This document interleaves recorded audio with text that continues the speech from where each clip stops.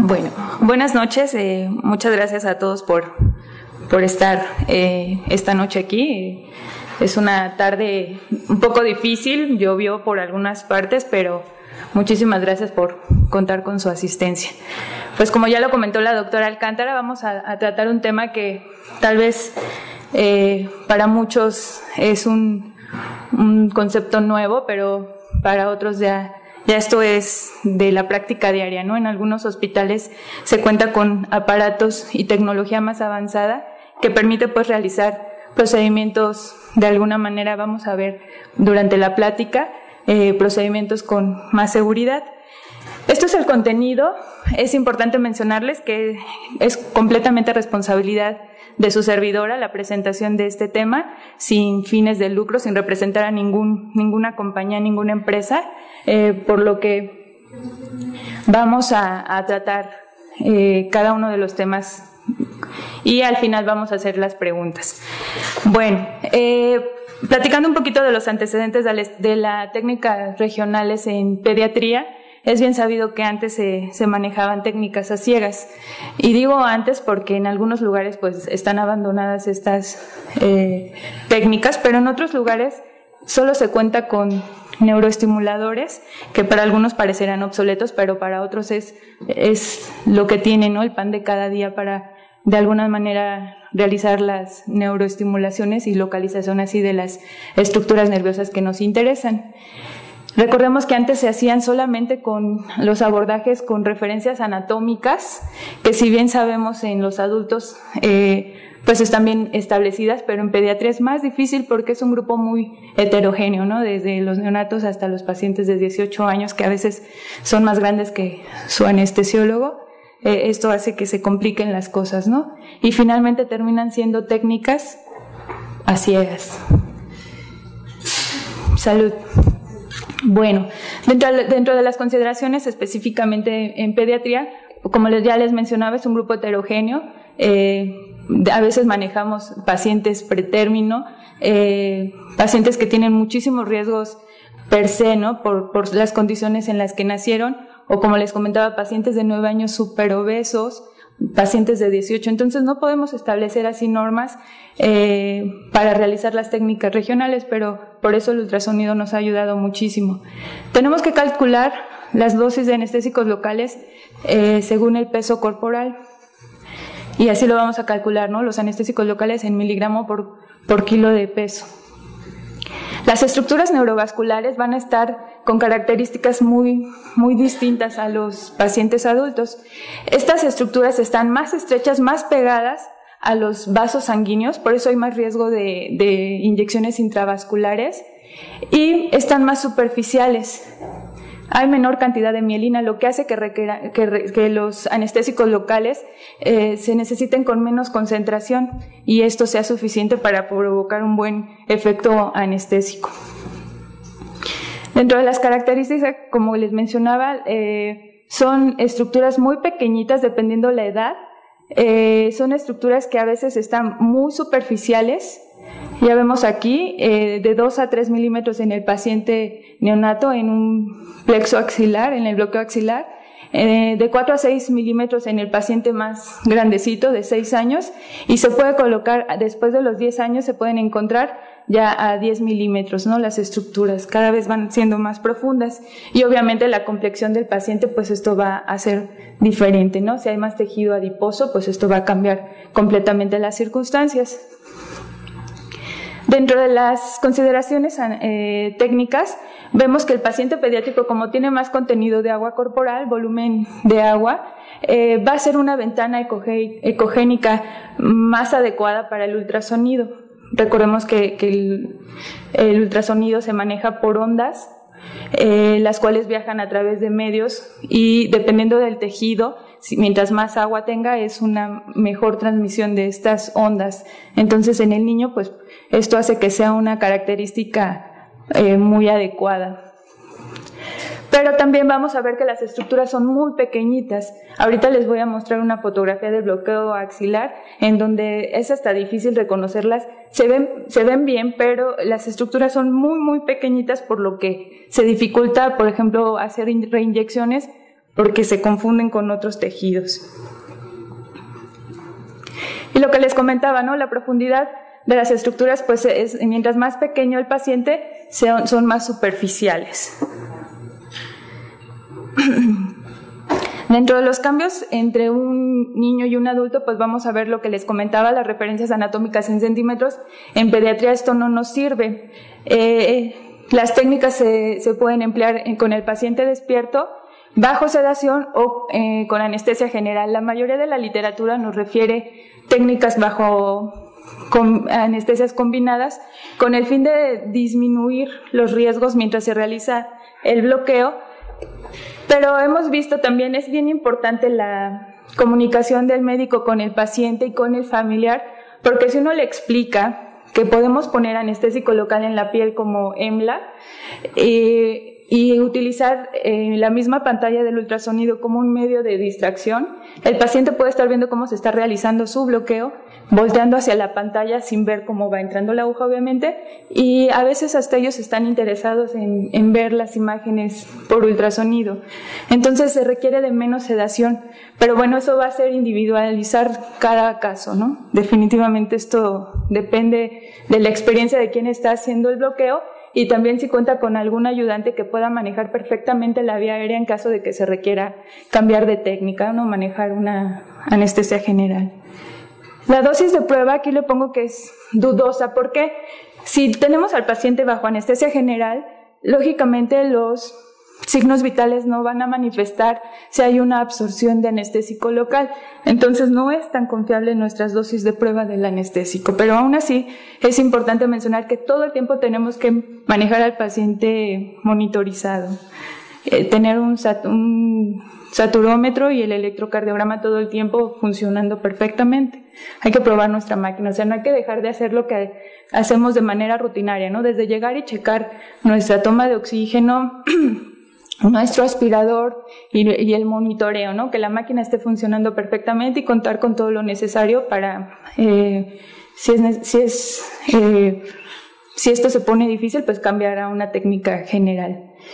En cuanto a la farmacocinética y farmacodinamia, pues ya sabemos que las proteínas en los pacientes pediátricos están disminuidas dependiendo de la edad y que se va a comportar de manera diferente el anestésico local con tendencia a la toxicidad por volúmenes altos.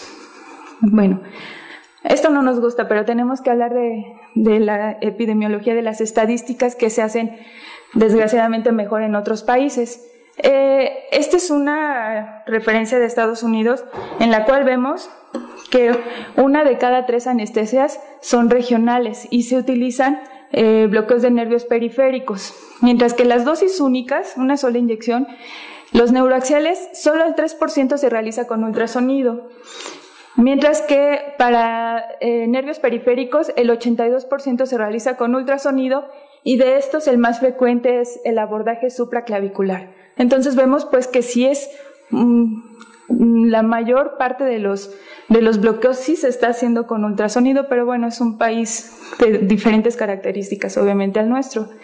Mientras que de extremidades inferiores son menos frecuentes, el 70% se hace con ultrasonido y los tronculares, sí, la mayor parte de ellos, más del 50%, se realizan con ultrasonido. Mientras que las técnicas continuas, vamos a ver que los catéteres continuos guiados con ultrasonido para los bloqueos, el 92% se utilizan para bloqueos de nervio superior, de extremidades superiores, y solo el 64% para miembros inferiores. Dentro de la literatura vamos a ver revisiones. Este artículo, aunque es muy viejito, del 2007, nos aporta mucha información porque aquí vamos a ver cómo se ha comportado la tendencia durante 17 años de las técnicas regionales y por edades. En azul vamos a ver los que son menos de 4 años, los niños menores de 4 años, mientras que en rosa vamos a ver los que son mayores de 4 años. Y desde 1989 al 2005, se ha incrementado en gran medida del 10% hasta casi el 30% las técnicas regionales, ¿no? Eso es, pues la tendencia es definitivamente mayor frecuente en las técnicas regionales, mientras que vamos a ver los bloqueos neuroaxiales han ido en desuso, han ido disminuyendo, ¿no? Se han comportado en 20% para menores de 4 años y para mayores un poquito más frecuentes, 60%, pero vemos cómo se muestra la gráfica, ¿no? Con tendencia a la disminución, definitivamente. Y un estudio que hicimos en el Instituto Nacional de Rehabilitación en el 2011, que pues también ya es algo viejito, tenemos que actualizarnos, vamos a ver que los abordajes de plexo superior, de plexo braquial que más frecuentemente se hicieron fue el infraclavicular, con un porcentaje de 28%. De ahí el que más que siguió de frecuencia fue el supraclavicular, con 54 casos, 19%. Pocos hacemos de cervical, pocos hacemos de interescalénico, ahorita vamos a ver por qué. Paraescalénico, solo dos casos, ¿no? De paraescalénico, pero sin embargo vemos que sí es frecuente, ¿no? De un total de 275 casos durante ese año, pues sí se está utilizando muchísimo la técnica regional, ¿no? Ninguno significa que se les dio anestesia general. Y bueno, ahora la técnica en cómo localizábamos las estructuras nerviosas, tristemente, vamos a ver que el más frecuente fue con neuroestimulación, a pesar de que estamos hablando de un instituto, y a ciegas, no se han abandonado esas técnicas, ¿no? de localización de estructuras nerviosas. No especificamos aquí con qué tipo de técnica lo localizaron, ¿no? Si con parestesias, solo con clics o pops, no sabemos específicamente, pero pues vemos que sí es un porcentaje importante, ¿no? Entonces, pues hay que trabajar en eso todavía. Digo, estamos hablando de un evento de hace 3 años, pero pues sí los resultados no eran los que nosotros esperábamos. Y bueno, de reportes en la literatura hay muchísimo, ¿no? Ya no es como les comentaba al inicio, no es algo nuevo, esto ya se está haciendo en muchos lugares del mundo. Y bueno, después de ver qué beneficios aporta la anestesia regional en niños, pues por eso vimos las gráficas, cómo se prefiere ahora técnicas regionales a anestesia general propiamente o sola para manejo de técnicas mientras sea la cirugía apropiada, ¿no? ¿Y qué es lo que nosotros sabemos con respecto a estas técnicas regionales con ultrasonido? Pues ahorita lo vamos a ir mencionando. Vamos a ver que las técnicas guiadas con ultrasonido producen muy pocos daños, ¿no? Pocos daños, y a pesar de que antes solamente se utilizaba para procedimientos diagnósticos, pues ahorita nos ha servido en la práctica anestésica de gran ayuda, especialmente cuando se utiliza para realizar bloqueos continuos, ¿no? Porque, bueno, bloqueos continuos y bloqueos de dosis única, porque podemos visualizar en tiempo real las estructuras neurovasculares. Podemos ver si hay alguna alteración anatómica, ¿cómo podría decirles? Pues si hay variantes anatómicas, ahí lo podemos reconocer. Por ejemplo, en aquellos pacientes que tienen estómago lleno y entran para algún procedimiento de emergencia y vemos que tiene algún estigma de problemas de tubo neural, definitivamente nos sirve en gran medida escanear, ¿no? Cómo está ese sacro, cómo está esa columna, y si no, pues irnos a las técnicas ya de nervios periféricos, pero vemos que sí entra a hacer una gran ayuda, ¿no? El ultrasonido. Y bueno, la importancia o el éxito de una técnica anestésica definitivamente va a depender de cómo se distribuye el anestésico local, y vemos que con el ultrasonido, ahorita lo vamos a mencionar de nuevo en los videos, nos acercamos muchísimo a la estructura objetivo o target, que es nuestro nervio ya específicamente, ¿no? Y bueno, es segura la anestesia regional en niños. De 1990 al 2006, una revisión de 84.412 casos en Francia. Solamente se reportaron 23 eventos adversos, pero ninguno provocó muerte o un daño neurológico importante, ¿no? Esto lo pondría yo entre duda, porque se hizo una revisión y dicen que ¿cómo estamos hablando de daños si se lo estamos haciendo a un paciente que no tiene comunicación, ¿no? O pacientes que definitivamente no caminan? ¿Cómo vamos a valorar si hay alguna secuela neurológica en un paciente de 8 meses? es difícil, ¿no? Entonces dicen que no podemos hablar todavía de si es o no completamente seguro. ¿De acuerdo? Y bueno, lo que les mencionaba, que es importante siempre tener al paciente lo más monitorizado que se pueda para evitar cualquier efecto adverso. Dentro de las complicaciones de anestesia regional, propiamente con ultrasonido, mencionan en una revisión de un año la tasa de complicaciones de 1.5 en 1000 procedimientos en los bloqueos neuroaxiales y de 0 a 1000 en los periféricos.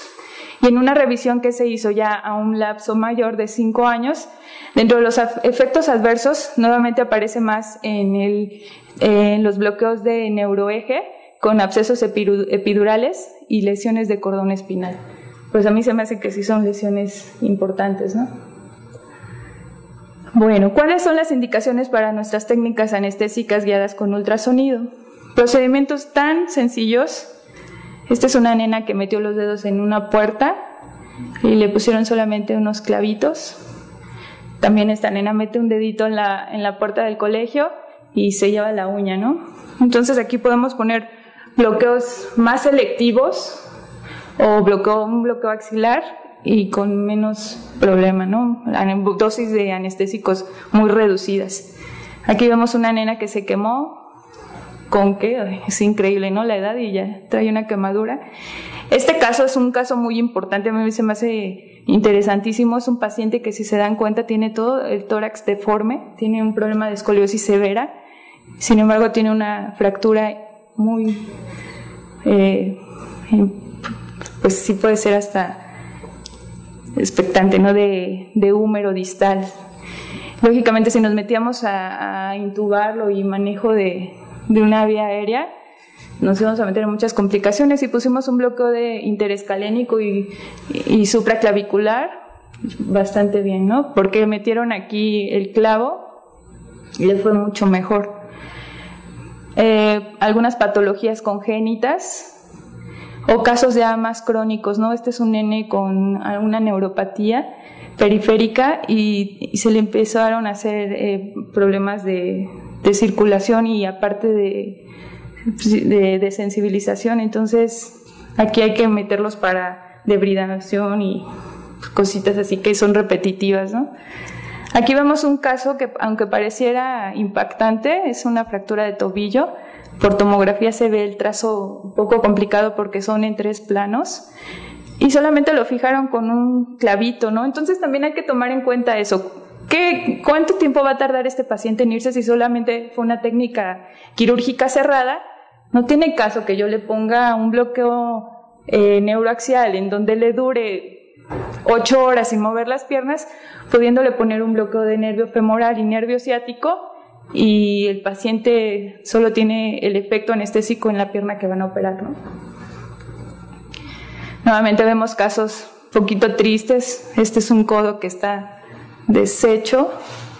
Este paciente tuvo una fractura de piecitos de metatarso y le pusieron el yeso, hizo un síndrome compartimental. Entonces algo que pudo haber sido muy fácil, porque en realidad no entró a quirófano para la reducción de la fractura, sino para que le hicieran fasciotomías por el síndrome compartimental, fue muy triste, ¿no? Porque estuvo entrando a quirófano y les ayudan muchísimo aquí los catéteres continuos.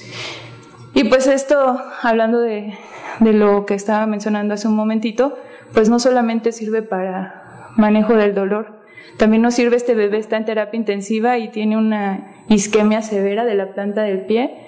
Entonces los catéteres, la ropivacaína es uno de los anestésicos locales que más vasodilatación nos da. Entonces en técnicas continuas, en infusiones, ayuda bastante, ¿no? Hablando ya propiamente de los abordajes, esto va a ser más rápido para que vean más que nada la sonoanatomía. Vamos a iniciar primero con lo de bloqueo de plexo braquial. Los abordajes que vamos a mencionar es el interescalénico, el supraclavicular, el infraclavicular. Interescalénico, supraclavicular está encima de la clavícula, infraclavicular por debajo de la clavícula y el axilar. La sonoanatomía la vamos a ver de la siguiente manera. De superior que encontraremos piel, tejido subcutáneo. Y aquí vemos un haz muscular. Aquí encontraremos en el tercio medio de la imagen. Esta imagen en racimo de uvas es el plexo braquial a nivel supraclavicular. Esta fotografía está padrísima, ojalá y así se vieran todos los pacientes, pero no es la realidad. Esta imagen redondita es la arteria, esta es la primer costilla, y aquí estaríamos en la parte que nadie quiere llegar, que es la pleura, ¿no? La cúpula pleural. Y vean la profundidad, 2.7 centímetros. El plexo se encuentra a 0.7 centímetros, ¿no? Entonces sí es muy superficial. Y vamos a ver lo que yo les comentaba, la arteria, esa es la vena. ¿Cómo me doy cuenta? Porque cuando yo comprimo el transductor, la vena se deforma, se aplasta. Aquí vamos a ver la primer costilla, la parte ósea. No transmite nada de imagen después porque es una estructura muy fuerte que no permite que pasen los haces, ¿no? del ultrasonido. Y esta es la pleura. Y estos son nuestros objetivos, ¿no? Los targets, las divisiones a nivel supraclavicular. Y nuestra idea es llegar con la aguja a ese ángulo. Este es un video en donde vamos a ver lo que les comentaba, ¿no? Las estructuras de los niños están súper próximas a cosas que no queremos bloquear de verdad o que no queremos picar.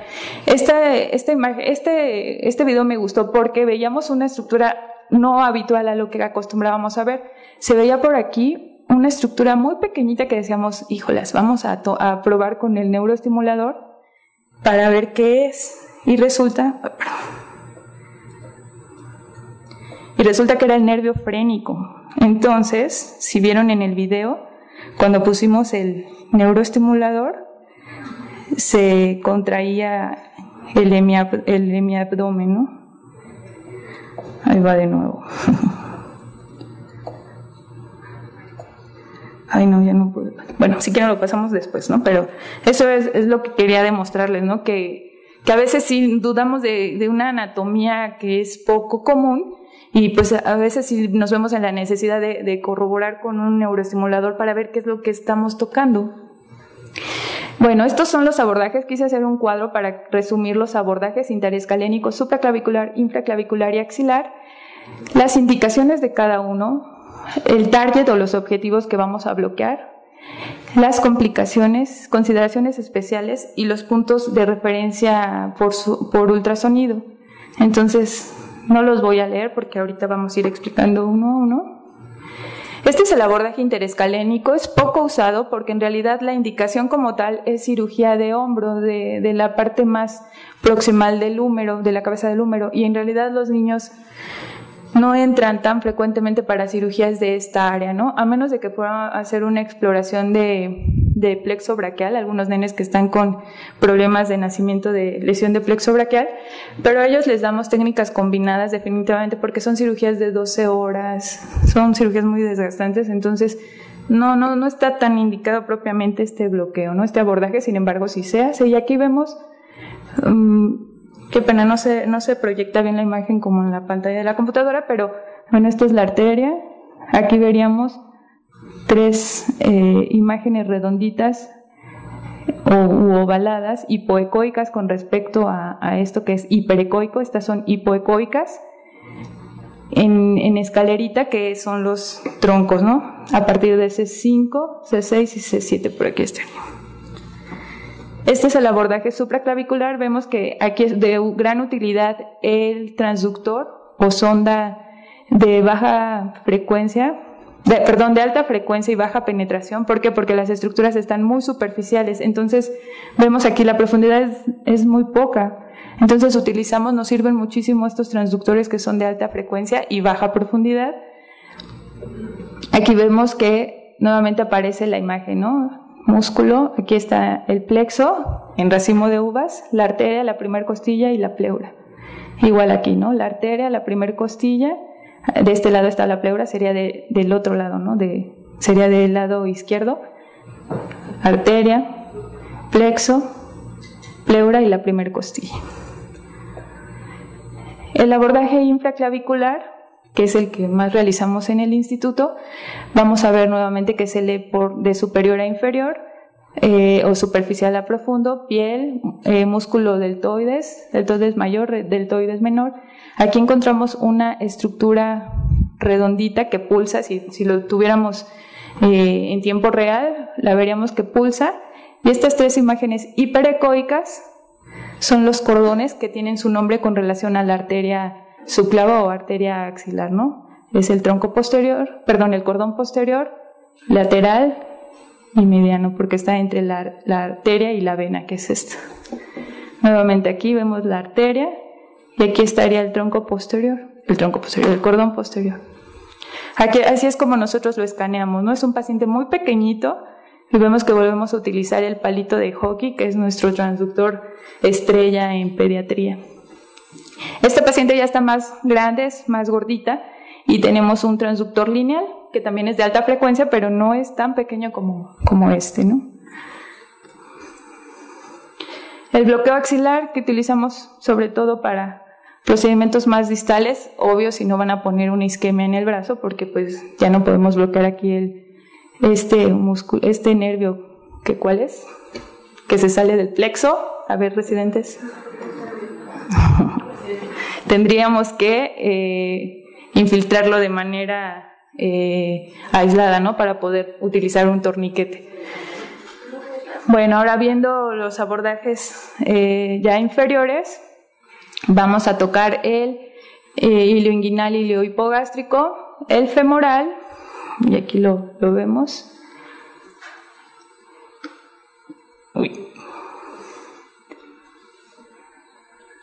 El femoral, aquí vemos el ciático a nivel posterior, el caudal, aquí seguimos viendo el ciático, aquí es a nivel subglúteo y popliteo, ¿no?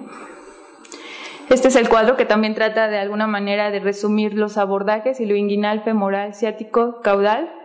Sus indicaciones, las estructuras que son nuestro objetivo, aquí pues sería el mismo nombre, ilio inguinal, los nervios.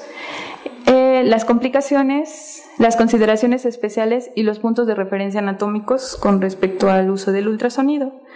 Aquí vemos el ilio inguinal, que es utilizado para cirugía sobre todo de hernias inguinales, escrotales, cirugía de pene.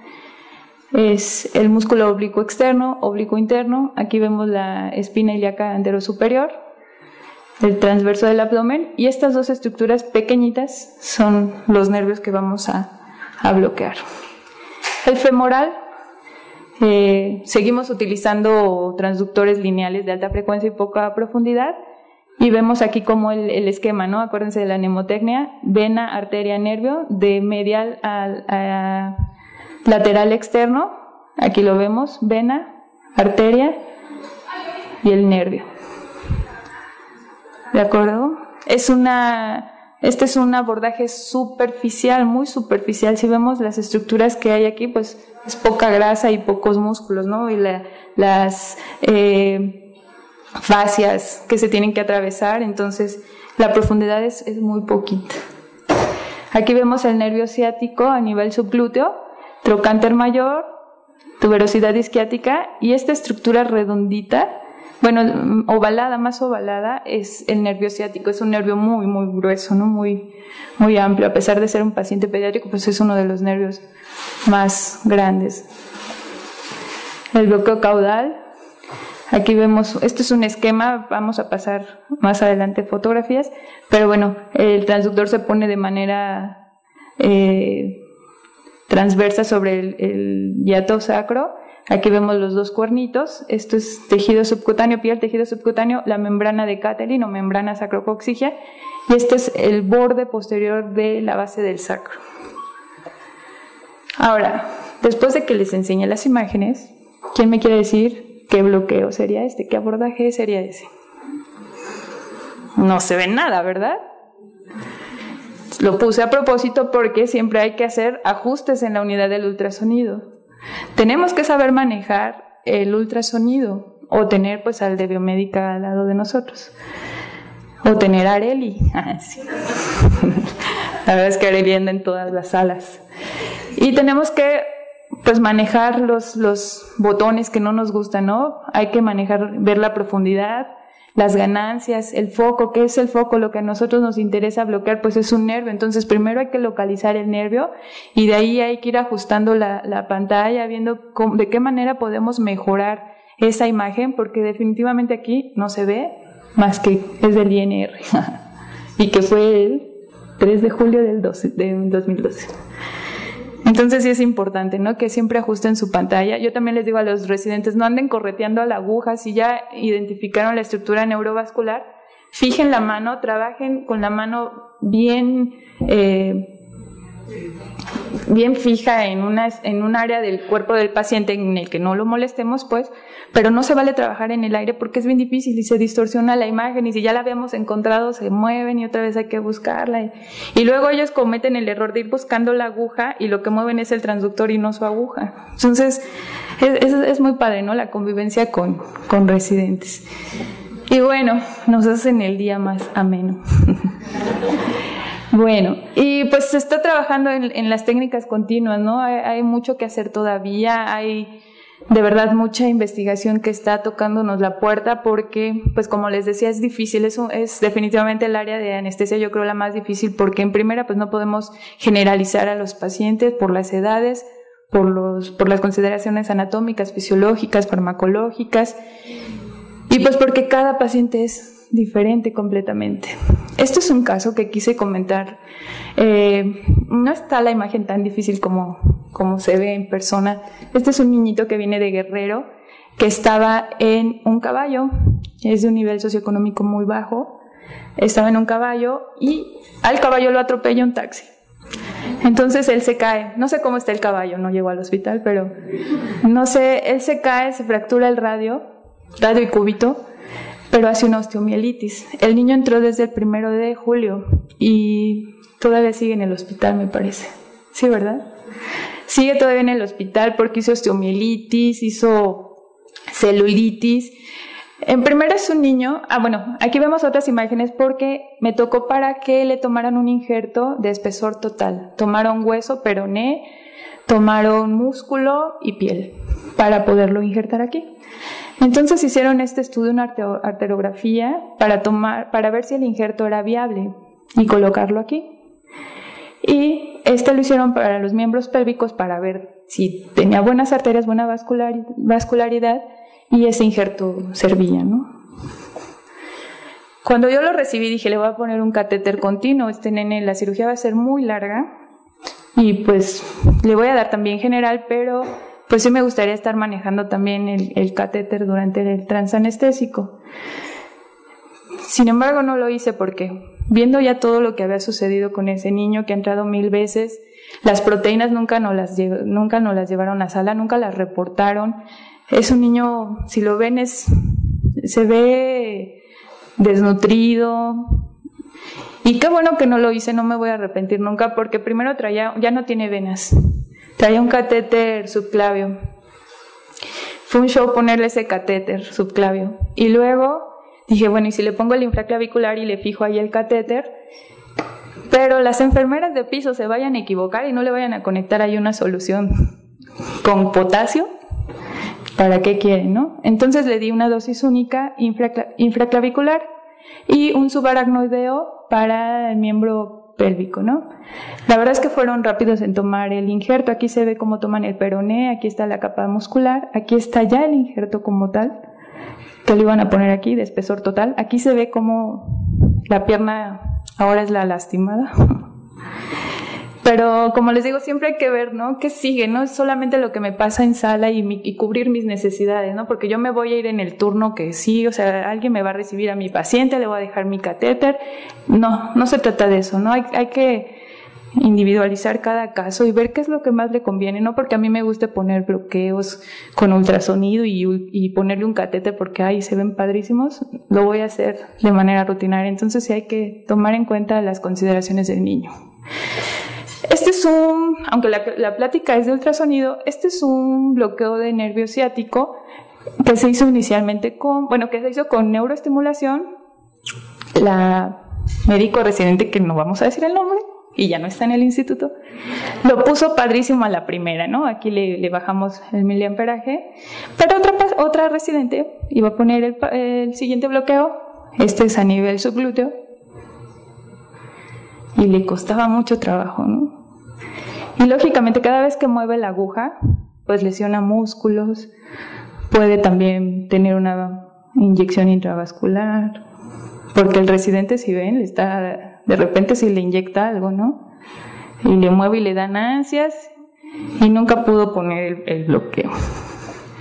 Mientras que con ultrasonido, este es un paciente que iba a hacer un procedimiento de piecitos bilateral, es un paciente muy delgadito.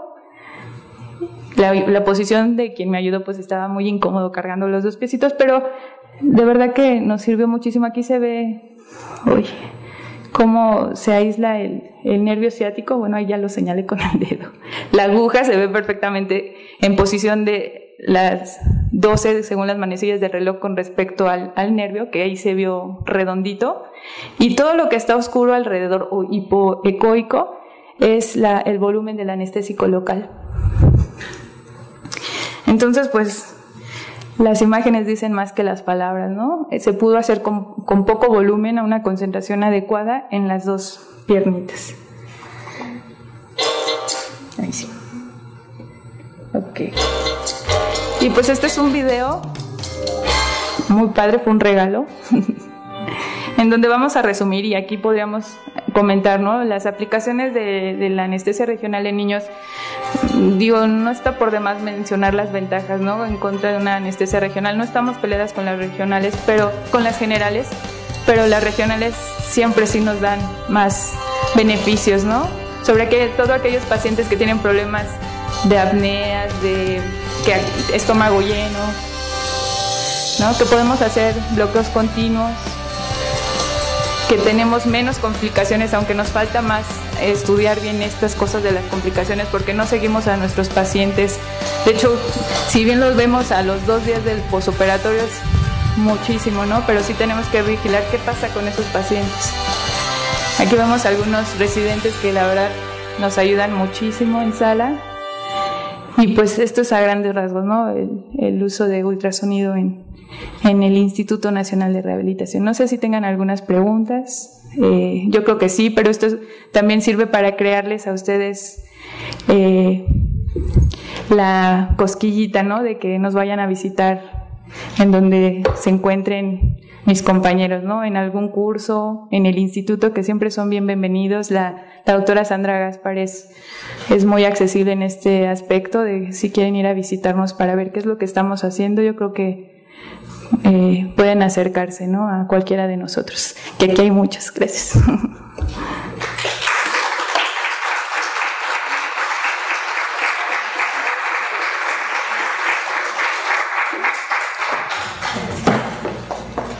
Bueno, le agradecemos a la doctora Gaby, y como vemos, esto ahora en la era actual es mejor para los pacientes porque es más seguro para ellos, que tengan menos complicaciones que las que se presentaban anteriormente cuando se intentaba hacer el bloqueo solamente por la localización, y a veces cuando en general la mayoría antes de nosotros que nos enseñaban con pura localización anatómica, a veces eran más los piquetes, que yo ahora les digo, bueno, es su curso de acupuntura, porque a veces los picaban más de 3 veces y yo decía, bueno, ya mejor déjalo, porque se trata de ayudar al niño que no tenga lesiones posteriores. Entonces le agradecemos a la doctora. Muchas gracias. Le damos un regalo y le ofrecemos otro gran aplauso, que además